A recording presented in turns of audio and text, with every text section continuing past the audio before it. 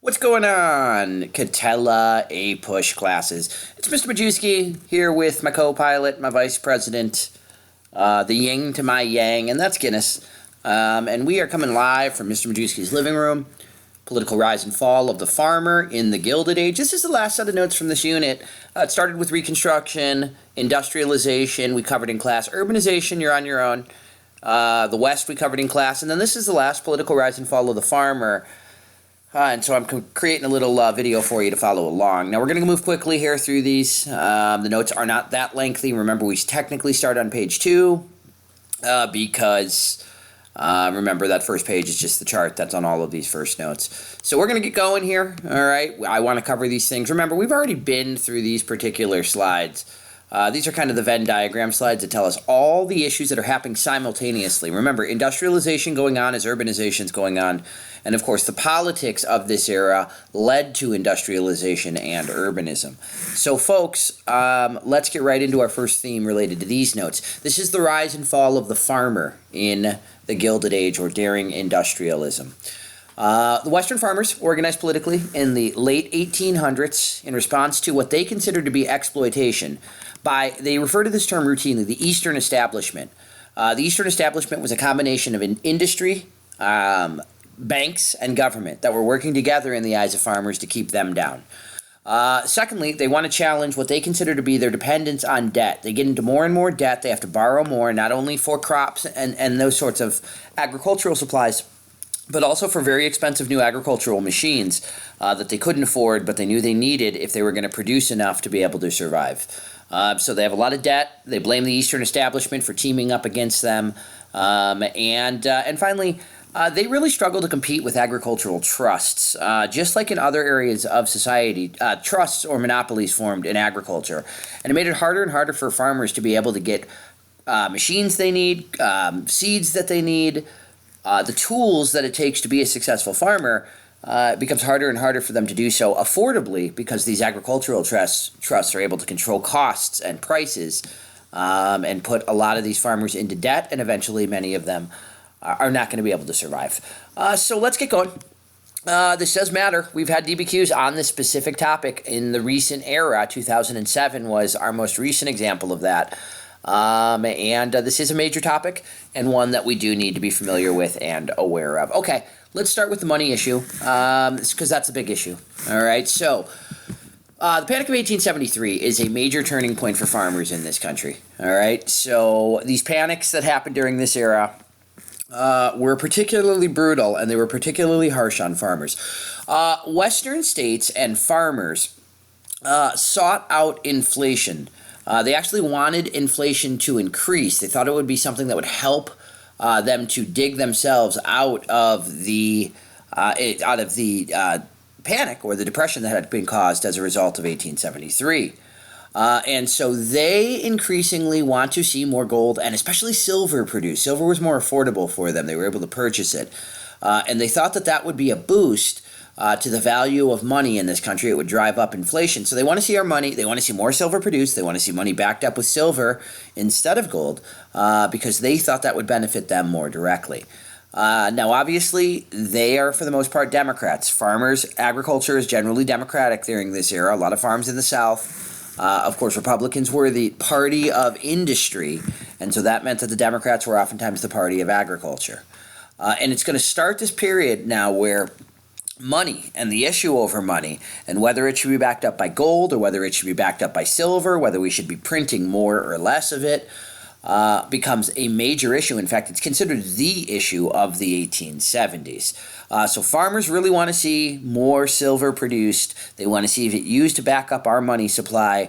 And they really want to see, because they believe this is going to trigger or increase prices on crops. I shouldn't say, prices for crops, and that's going to be a good thing for them because they're going to be able to sell their crops for higher prices than they currently were. All right. The problem for farmers is that they're producing too much, and they are driving their own prices down, the value of their crops down. Unfortunately for them, their response was, well, if I'm not going to make as much money as I did last year per pound of my crop, then I'm going to simply need to grow more. what happens is that causes the value of those crops to go down even further. So it's almost like a revolving door where they're producing more, they're driving their prices down. Their answer is to produce even more than last year to make up for the difference, but all that does in the long run is cause those prices or the value of those crops to go down even further. The best thing they could have done was to not grow crops at all for maybe a season or two. And if all of the farmers in a particular crop didn't grow their crops that year, that would reduce the supply and cause the price for those products to go way up. The problem is farmers couldn't do that. If they didn't grow crops for 1 year, they weren't going to be able to pay off their debt. They're going to go out of business, right? So that's not really an option that's available to them.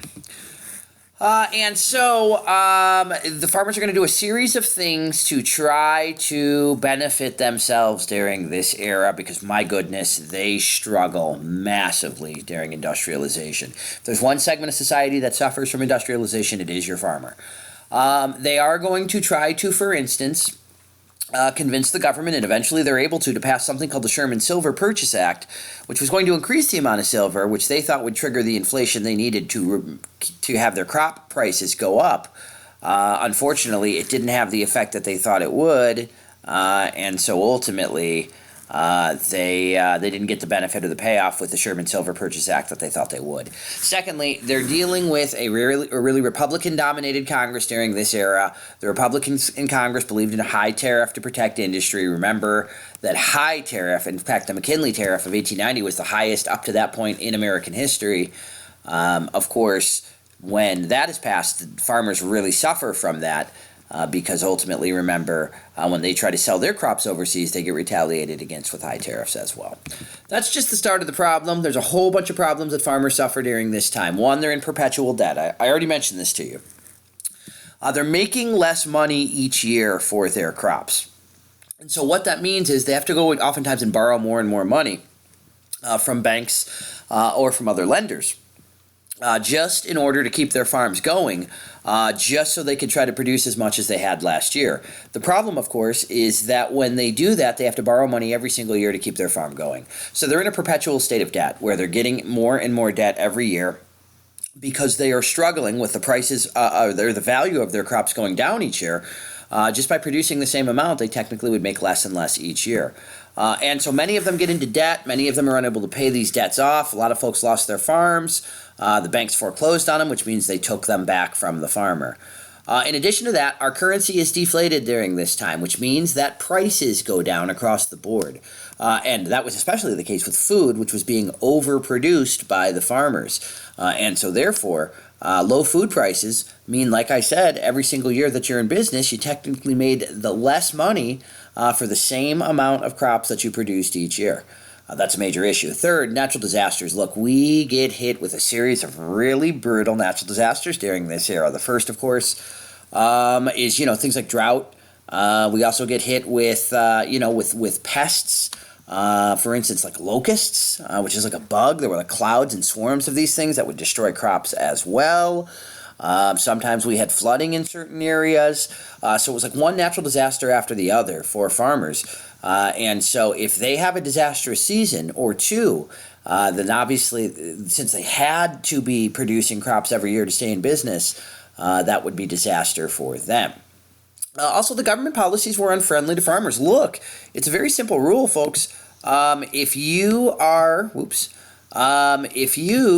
a government that supports industry, you're going to make policies that benefit industry like tariffs. And that means, unfortunately, farmers didn't have a lot of political support during this time. 5, trusts really gouged farmers, which means they charged them higher prices than they would have if there was more competition for farmers to be able to choose from or to pick from. That means agricultural machinery that is needed, seeds, fertilizers, pesticides, all of these things that are vital to a farmer during this era to increase their production, which they had to do, they're paying higher and higher prices for these products because trusts are controlling more and more of the agricultural industry. Farmers were underrepresented politically. They did not have a lot of political support. They didn't have a lot of pro-farming politicians out there. And they decide ultimately, hey, that's got to change. And so we start to see the rise of the farmer. They decide very early on, hey, in the 1860s, if we don't have a lot of political support, if we don't have politicians that protect us, we're going to die out.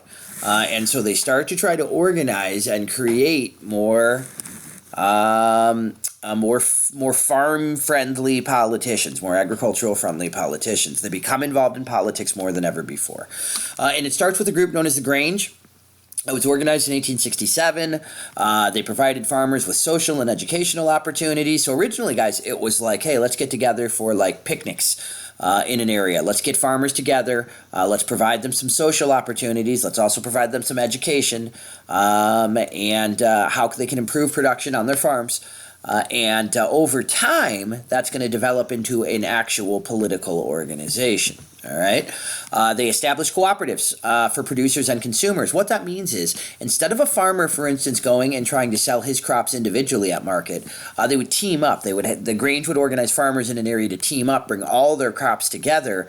Since they were selling more of them, that usually meant that they were able to get better deals since there was more product for them to sell. Similarly, they would go to consumers, or I should say when they bought agricultural products, or agricultural machinery and seeds and fertilizers and pesticides. When they bought these things, if they showed up together and they pooled their money, they could usually get better deals from the trusts rather than go individually and buy what they needed each year alone. So the Grange really organized those things. It really helped farmers to unify, to unite, to team up, and that's exactly what they did. You'll notice that the Grange, this is a famous Granger picture, by the way, the gift for the Grangers, and you see all the things that they provide. You have like social gatherings, like a hoedown where they're getting together and they're dancing. You can see kind of families that are farming together here. The message here is that the Grange is going to support you. It looks to me like we've got Grange families that are receiving support, maybe education as well. So it's kind of telling the story along the outer edges of it. Hey, we're the Grangers. We're here to protect the farmer. Join our organization, and you can be helped out as well. All right. Now, they end up becoming more politically involved. They started to pressure the government to pass laws that would benefit them. These laws were generally known as the Granger laws, and they wanted the government to regulate big businesses, especially railroads. Now, ultimately, because the federal government wouldn't regulate railroads, they didn't really touch them, remember, because they were in the pockets of big railroads. Ultimately, what the Grange does is it goes to state law regulators. It goes to state politicians. And then it asks states to pass laws to regulate railroads within their state. Their greatest success, of course, was Munn v. Illinois, which we've already covered. Remember, it said, since all railroad traffic is something the public should care about, then when railroads are located within a state, the courts ruled that state could regulate that railroad. And so that was considered a victory for the Grangers. Wow, we're finally going to be able to have agricultural states regulate what railroads do, which means, of course, restrict their ability to charge high prices to farmers. Ultimately, however, I think we remember what happens with Munn. A few years later, the Supreme Court steps in and overturns those Granger laws. It overrules them. It says, hey, no, in the Wabash case, Munn, the court was wrong when it made those decisions. In fact, if a railroad crosses more than one state, that is interstate commerce, and the Constitution is clear that only the federal government has the right to regulate it. So even these minimal successes that the Grangers had with Munn v. Illinois and other Granger laws, ultimately one by one, they were overturned. What it shows you is that farmers, when they do try to organize, when they do try to become politically involved, they faced a lot of obstacles and oftentimes met more failure than success. After the Grangers start to slow down or die out, I guess you could say, we start to see the emergence of an actual political party that appealed to farmers. It was known as the Greenback Labor Party, and it forms in the 1870s. They were trying to trigger inflationary policies to bring up the per pound price of crops, which farmers believe would benefit them, right? Because they would be able to sell their crops at market for higher values. This was a combination not just of farmers, but also workers in cities. So it's a weird political party because it's made up of rural farmers. That's where the greenback part comes from. Mixed in with laborers, low-class, unskilled workers in American cities. They team up. They try to unite. to form a party that's going to represent their interests. And they were very successful, at least early on. In 1878, out of nowhere, they elected 14 members to Congress. In 1880, they actually ran a presidential candidate named James Weaver. And so that was considered to be somewhat of a major gain for them, I guess. It was considered to be a stepping stone. Perhaps they would turn into a much larger political party. All right. At the same time, we're going to see the rise of a new political party called the Populists that eventually are going to absorb the Greenback Labor Party members. They're going to make them part of the Populist Party instead. The Populist Party actually formed out of a group that was known as Farmers' Alliances. This was another organization that developed during this time. There were actually three of them. There was a Western Farmers Alliance that was made up of, obviously, farmers located in the Midwest and the Western states. There was a Southern Farmers Alliance that was made up of white farmers in the South. And, of course, there was a Black Farmers Alliance, which was made up of African-American farmers in all parts of the country. They were similar to the Grangers in that they formed for the same reason, social and educational opportunities. However, over time, in 1889, they too become more political, and they had two major demands. They demanded the free minting of silver, which means they want to see much more silver produced in this country because they saw it again as something that would trigger inflation, which would raise crop prices, and since it wasn't as valuable as gold, it would be more affordable for them. They'd be able to save it and store it and keep it in reserves if, for instance, their paper money lost its value. In addition to that, they fought for something called the sub-treasury plan. You need to know what this is. Farmers didn't trust banks. Banks, they thought, gave them unfair loans. They charged them high interest. And then they foreclosed and took their farms from them when they couldn't pay off their debts. And so farmers do not want to borrow money from banks. They want the government to step in, the Treasury Department. And they want the Treasury Department to loan farmers money directly instead of banks to bypass the banks. And their plan was very simple. Hey, let's set up little branches of our Treasury Department across the Midwest and the South. And when farmers need a loan, they can go directly to the Treasury Department branch. They can go to the government and get a loan instead of getting one from this, what they consider to be corrupt and unethical bank. Anyways, the Farmers' Alliances did support the Knights of Labor, during the 1880s. And vice versa, the Knights tended to support them. Of course, we know what happens with the Knights at the Haymarket Square incident. And so after that, and following the defeat of the sub-treasury plan in 1890 by Congress, when Congress voted it down, the Farmers' Alliances are going to merge with the Greenback Labor Party and others, and they're going to form a new political party, the Populists. All right? That's the famous major political party you need to know from this era that involved farmers. It wasn't just farmers. It was farmers with workers in American cities. It was a viable third party to challenge what they considered to be the corporate control that trusts had over not only the Democratic but also the Republican Party. And they want to curb that power of the Eastern establishment. That's what the Populists were all about. And by that, of course, they meant they want to see banks reduced in terms of their power and influence. They want to see the government focus more on agriculture instead of just industry and industrialization. And they wanted to see government better represent their interests. So the Populists were more of a rural party. They were a group of people that had never really had a lot of political experience before. They were formed in the 1890s. They were supported by farmers' alliances. They were also supported by Southern farmers, white and black, who sometimes had lost their right to vote, right? Obviously, we know why blacks had because of Jim Crow laws. But also, some whites did as well. When they lost their farmlands, they lost their land. They sometimes lost their right to vote. We have some important names you need to know. Ignatius Donnelly is one of the famous lawyers and spokespeople for the Populist Party. He's one of their early leaders. And then, interestingly enough, the Populists were very unique in that they had women leaders as well. They had some really prominent women that were important within their party. The most famous is a lady named Mary Lease. She had a really famous quote that she said at one point during one of her speeches. She was a great orator. So was Donnelly. They really fired up their constituents. Her famous quote was, hey, Kansas, which is a farming state, so she's really talking about farmers here, should raise less corn and they should raise more hell, which means they should cause conflict, they should cause drama, they should cause tension to try to get the government's attention so the government would do more to help them. Here we go. This is a very famous cartoon, political cartoon, and it's anti-populist party.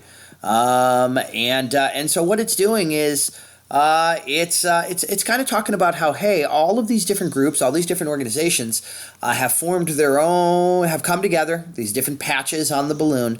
They've come together, they've tied themselves together, and they represent the interests of all of these different groups, the Grangers, the Knights of Labor, Socialists, Free Silver, Farmers Alliances, and unfortunately, they've also been lumped in with communists and anarchists and certain others. And you'll notice this cartoon is opposed to this party because to them, they're running on a platform of lunacy, of something that was insane, that was bad for the country, and was going to bring down the industrial growth that we were experiencing. So that would be an anti-populist party cartoon. This next one is more of in support of populists, right? And the message here is, hey, we have this cow, right? This cash cow in this country, and it's agriculture. And what are all the farmers out west doing, right? Because you see how the cow stretches from the Mississippi River all the way to the East Coast. What are the farmers doing? They're feeding this cow, getting it fat with their wheat, with their bacon, with their corn and other products. And then what happens is this cow ends up getting milked, which means all the profits, all the wealth, right, ends up getting milked on the other side of the country, on the East Coast, by those wealthy New York bankers and industrialists, right? So the message is, hey, we farmers are doing all the work over here, right? We're contributing all these things to this country, and we get none of the benefits from it. Instead, those benefits find their way over to the East Coast, which is milking the cow, taking advantage of this cash cow, and keeping all the cash for itself. It's actually a really fantastic political cartoon. Anyways, we would be remiss if we did not mention that, yes, the Populist Party also had kind of a negative aspect to it. The Populist Party was sometimes harsh towards blacks, especially within the South. There were some populist candidates and Farmers Alliance members who were outright hostile to African Americans. The most famous is a guy named Pitchfork Ben Tillman. He was elected to South Carolina's government as a populist, and then once he was in power, he and others within the populist and Democratic parties reduced the power and influence of the Black Farmers Alliance. They passed many of the Jim Crow laws. They also disenfranchised many whites and blacks within the South. Poor whites who supported the populists were oftentimes disenfranchised as well, right, by Democrats and other groups. And of course, during this era, we see lynchings at their all-time high, right? So again, there was kind of a racist element to the Democratic Party and also obviously the Populist Party in some regards as well. And so we do have to take the good with the bad, and of course that would be very, very bad. That's kind of the negative side of the Populist Party. 1892 is a very important election. We really see the rise of the populists. They become a very important part of this country as they're finally trying to stand up and protect farmers who up to this point hadn't been protected.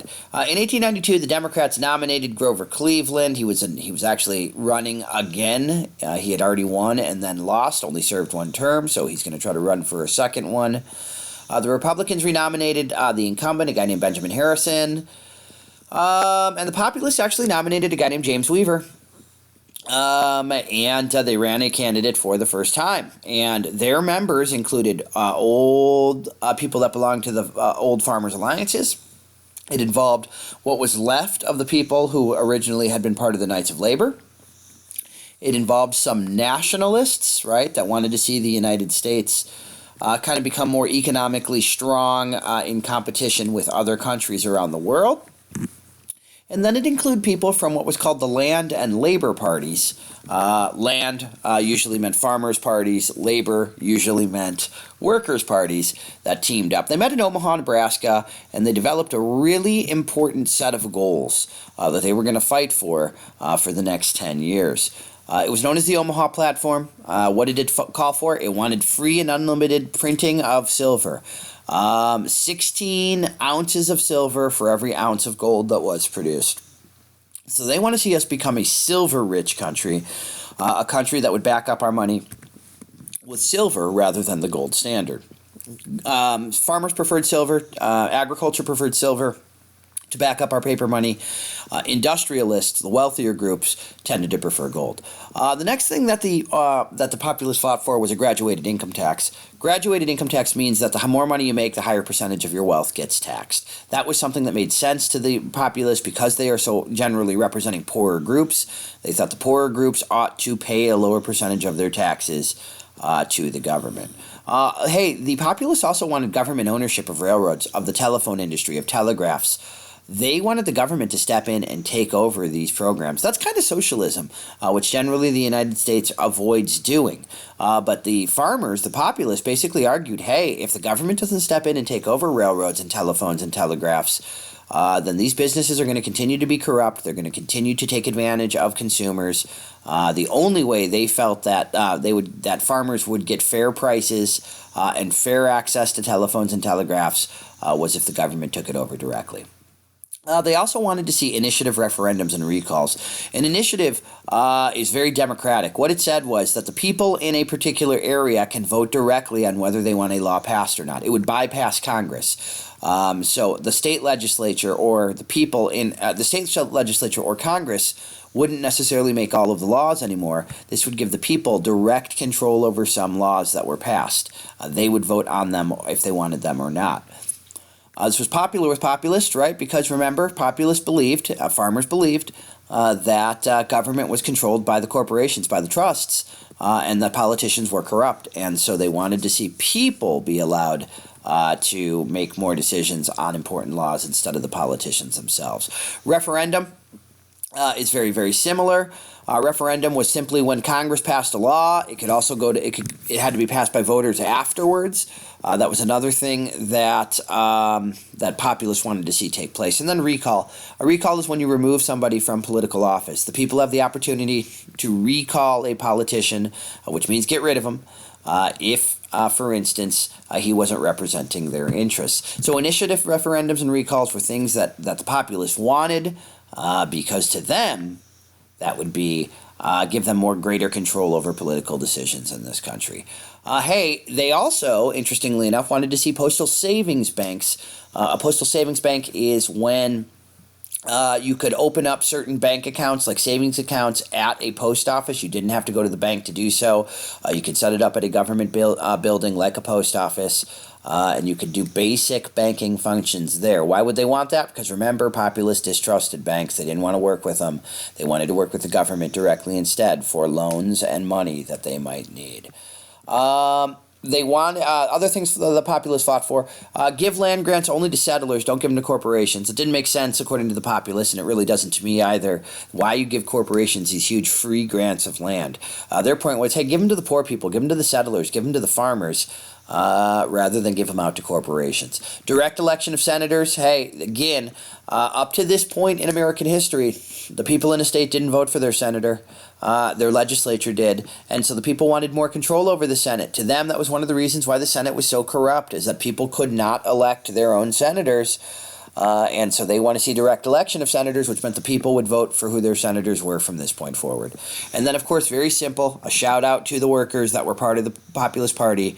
An 8-hour workday. The populists want to see a maximum 8-hour workday. Other than that, you would receive overtime. We got a memory device there for populism. Fried green gummy bears invade really, really dorky, silly people. And that kind of hits on the platform for the Populist Party. In that election, the question was over money, but more importantly, it was over a tariff. So even though the money issue was important in the 1870s, it's the tariff that becomes the more important issue in the 1880s. Of course, Republican industrialists support a higher tariff. Democratic agriculture interests did not support a tariff. They wanted it lowered. Ultimately, Cleveland is able to defeat Benjamin Harrison 277 to 145. The big news, however, was that Populus won almost 1 million votes. over 1 million votes. They won 22 electoral votes. Overnight, they became a popular third party in this country that represented the interests of the poor, especially the urban poor, the workers, and also the interests of poor farmers.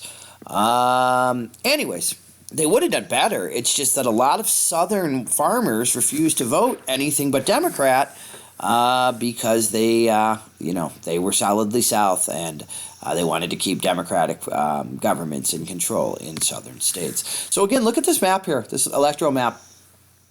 And what you see is in 1892, look at the populace, look at the green. That's the states that they win. You'll notice immediately western states, right? States that generally had a lot of agriculture or had a lot of mining, especially silver mining. Remember, part of the populist campaign, right, is the production of silver in much larger amounts than previously had been permitted. All right. Unfortunately, they don't have more success if you're a populist because, again, none of the southern states had enough populist support in order to carry those states and win the electoral votes. All right. Anyways, Grover Cleveland becomes the president now for the first of two terms. First in 1884 to 1888, and then again in 1892 to 1896. All righty. And so technically, in 1892, that was his second term. Oh, where is Grover Cleveland? Where are you, Grover Cleveland? Where are you? You are 21st. Wow, I'm surprised you're as high as you are, brother. All right, anyways. Let's get into the 1890s and Cleveland's presidency. Well, right after he takes office, the U.S. sinks into a really devastating panic. Probably the worst of the century in terms of its impacts. It was harsh. What are the causes? There was a stock market crash. You're going to notice from this point forward, when the stock market crashes, which means it loses a lot of value, that oftentimes pushed us into a depression. There were longer reasons as well.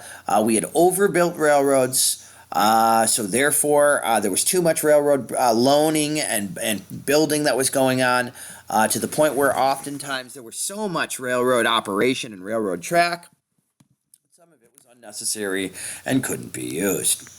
In addition to that, there was heavy loans to farmers. Oftentimes farmers could not pay that money back. And so they had a lot of their farms foreclosed on, which meant a lot more debt, less agricultural production because farms have been shut down. And so that's a bad thing to happen at the same time that these other problems are occurring. Also, we had a decrease in the money supply. All right, so we reduced the amount of money that was available, which reduced inflation. All right, so that's not going to be a good thing. We got labor strikes that occur during this time, right? So at a time when we need probably all of our workers working to make up for the loss in agriculture, to keep the economy going, unfortunately, there's strikes that slow it down. And then again, we have an agricultural depression. We see agricultural prices that continue to drop. And as that happens, the value of agricultural products continues to go down. All right. Here we see an image where we see a run on the bank, right? It's, of course, where people are racing to the bank to take their money out before the bank ran out of money. This was an all too common thing.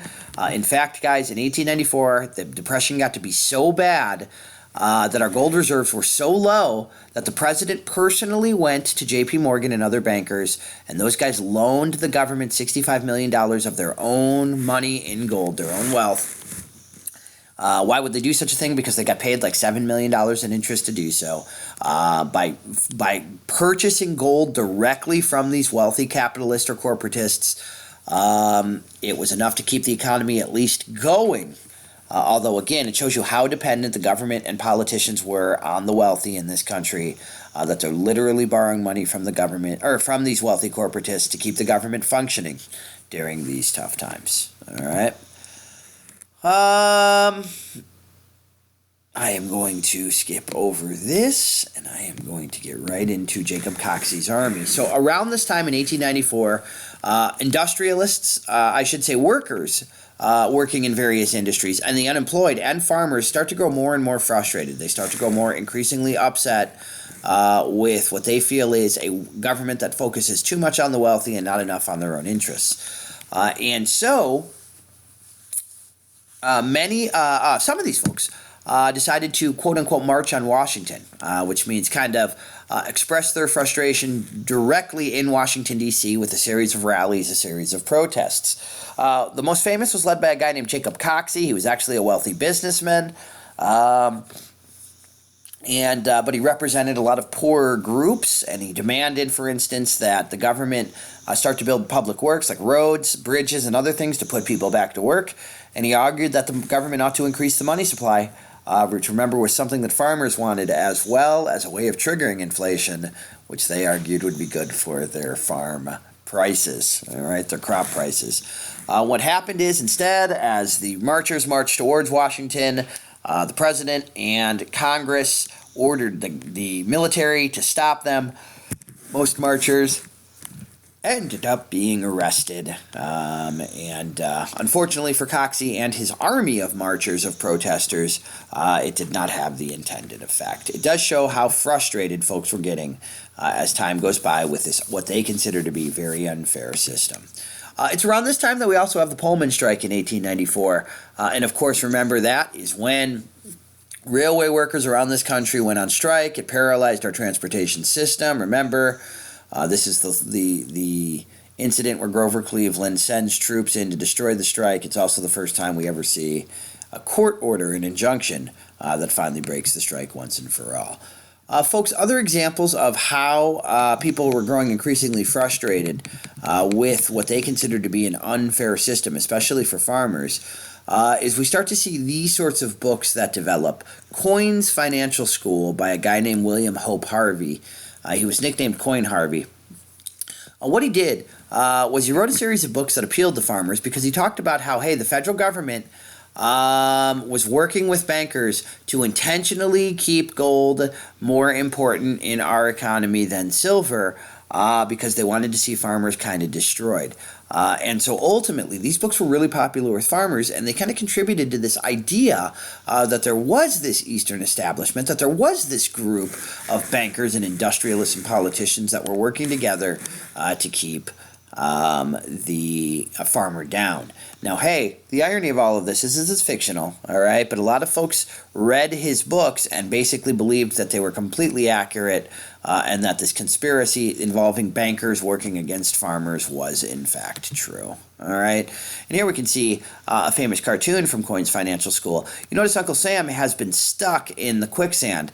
The quicksand is gold. And if you look in the horizon, you see prosperity on the horizon. And what is the path to prosperity? Well, it's printing more silver. So clearly this is a cartoon that farmers would have agreed with, that we were too dependent on gold, we weren't making enough silver, and therefore we were keeping our money supply lower than it ought to be, because there wasn't nearly as much gold in our economy. Therefore, there wasn't as much paper money as there ought to be. This is probably one of the more famous of Coin's cartoons. This is, of course, the little piggy here. The big mama piggy, represents the financial trust, the banks. All right? And then what are all the little other trusts, the little piglets feeding off of, suckling off of? They're suckling off of the financial trust. So the message here is the banks in this country were dominant, and they were controlling all of the other trusts here. They were who were feeding off of the banks and the decisions the banks made. And then if you notice down here, right, this little piglet that's dead, that is starved to death over here, is supposed to represent the people, right, the people's pig. And you'll see it has died out. It's died because it's died of starvation, whereas the trusts continue to get healthier and fatter on the backs of the common people. All right, that takes us to the election of 1896. This is one of the more significant elections in our history, definitely during this era. First off, 1896, we see William McKinley nominated. He was a Republican. He wanted to maintain the gold standard, which is something that industrialists would like. In fact, his campaign was bankrolled by wealthy industrialists, most famously Marcus Hanna. The story is that William McKinley owed Hanna a debt. Rather than pay the debt back, Hanna said that McKinley could make it up to him by running for president, since McKinley already was a politician, and then he could pay him back in other ways once he was president. That's exactly what happened. In fact, Marcus Hanna paid for William McKinley's campaign. The The rival to McKinley is a guy named Jennings Bryan. Young, popular, incredible speaker. He's the Democratic nominee.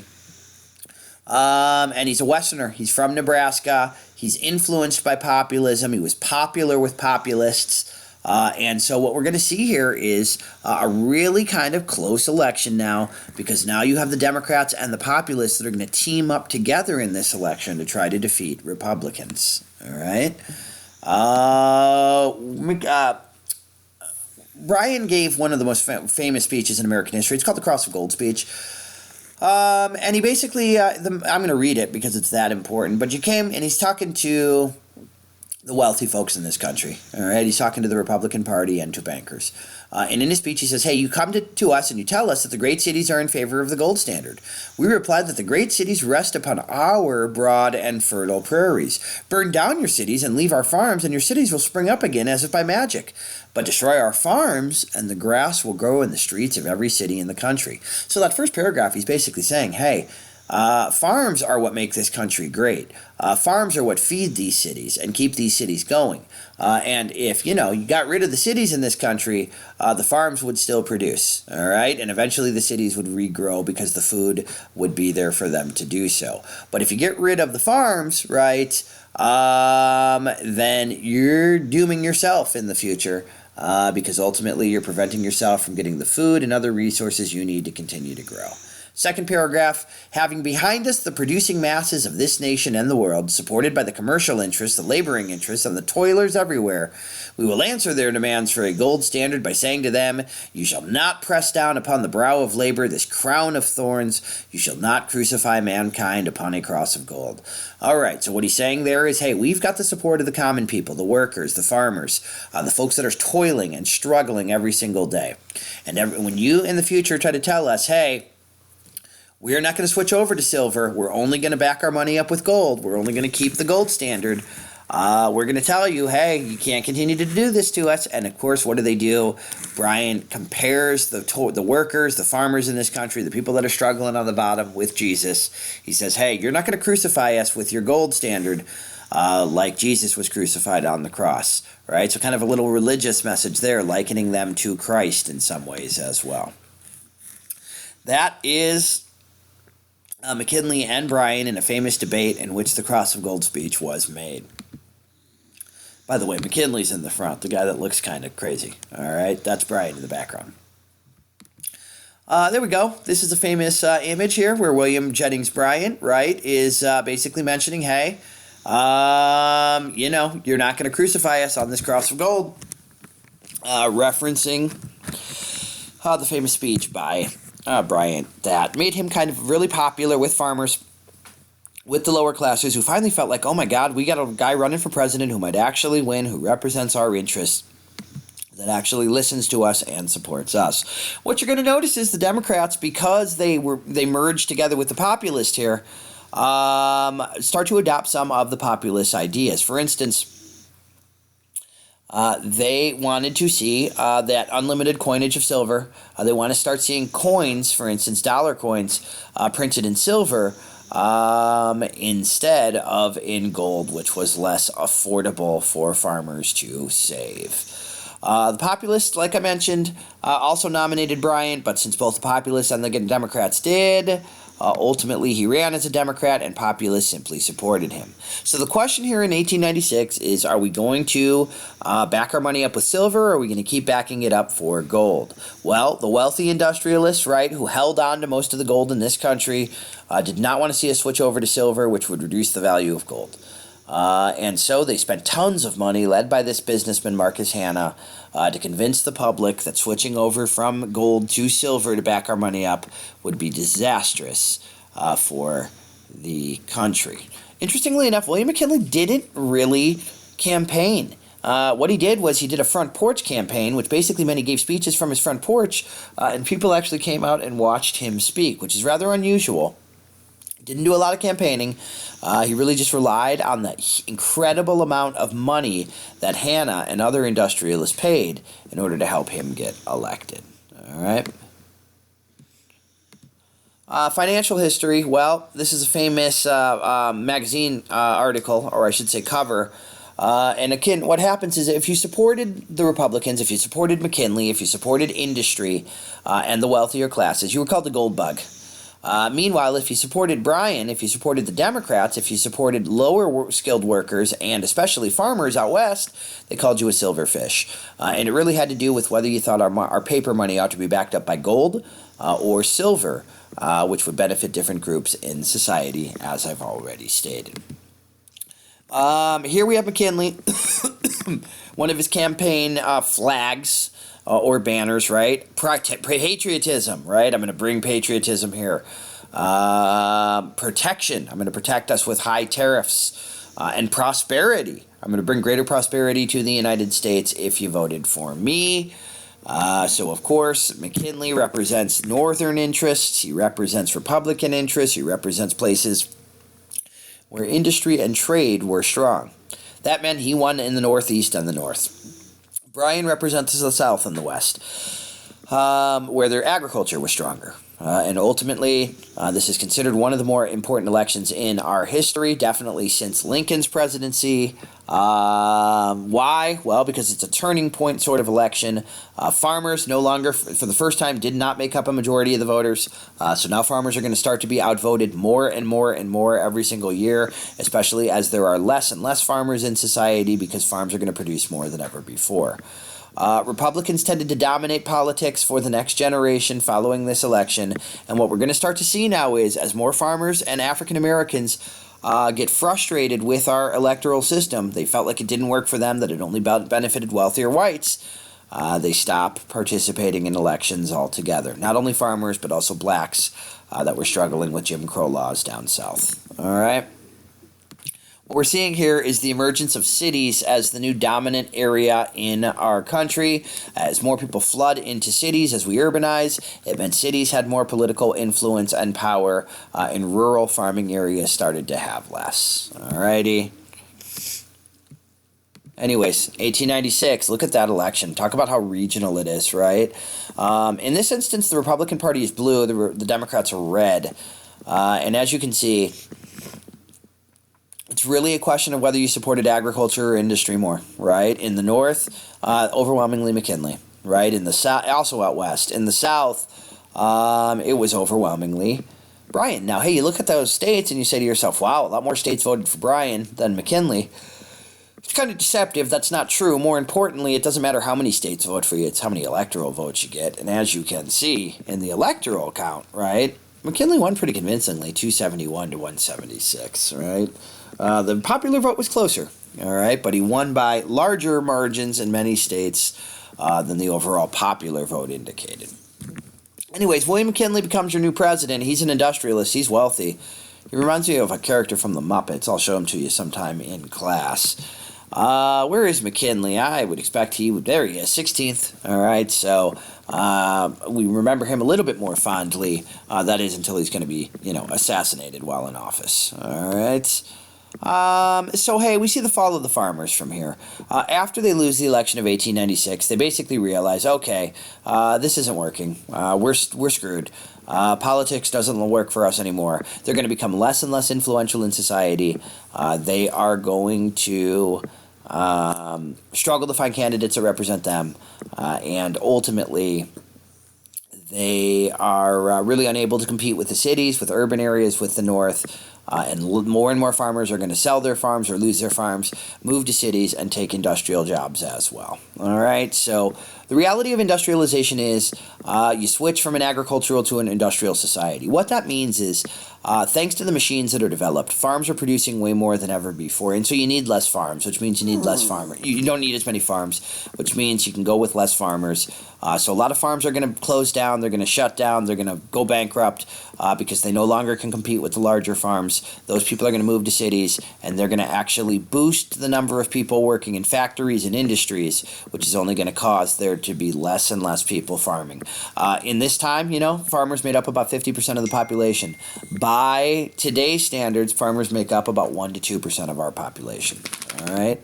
One last thing. Hey, there is some belief that maybe The Wizard of Oz, if you've ever seen that movie, was based on the election of 1896. We don't know if that's true.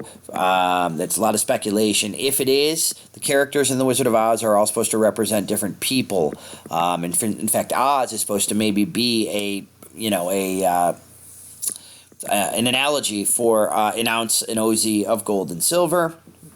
I don't know if all of this is true or not. A lot of folks kind of go back and forth on it, but there have been some conspiracy theories that argue that was the case, and that these various characters represented individuals during this famous election of 1896. Alrighty. Anyways, this is Mr. M. Oh, one more. The legacy of populism. So why do we cover it? If they failed so much, if they were really unable to achieve anything during their time, why do we cover populism? Well, because it's going to have major impacts in the years that come, in the decades that come. So they tried and they failed during this era to achieve all of these things. But what happens is, interestingly enough, their ideas get passed on to a new group, a new generation of young Americans who take these ideas and eventually are able to pass most of them. What do I mean? In the next units that we will cover after our exam, we're going to see some of these, railroads are going to get regulated for the first time, which is something Populus wanted, but were not unable to achieve themselves. We are going to get a graduated income tax. We are going to see a direct election of senators. Some states will pass initiative referendums and recalls. The postal savings banks will be created. Even a sub-treasury plan that gave loans out to farmers instead of banks is going to be passed as well. And so despite the fact they had zero success or limited success during this era, the efforts of the populace pay off down the road in the 1910s and 1920s. And so people are going to benefit from their ideas later on. Like we say, populism occurs from 1890 to 1896. Didn't have a lot of support. Didn't have a lot of success, I should say. Progressives are going to pick up that mantle in 1900. They're going to adopt a lot of those policies. And they will be able to enact a number of policies that the populace had fought for. Mr. M and my Vice President G signing off here. Have a wonderful day. Hopefully I made the farmer's notes a little bit more understandable for you moving forward.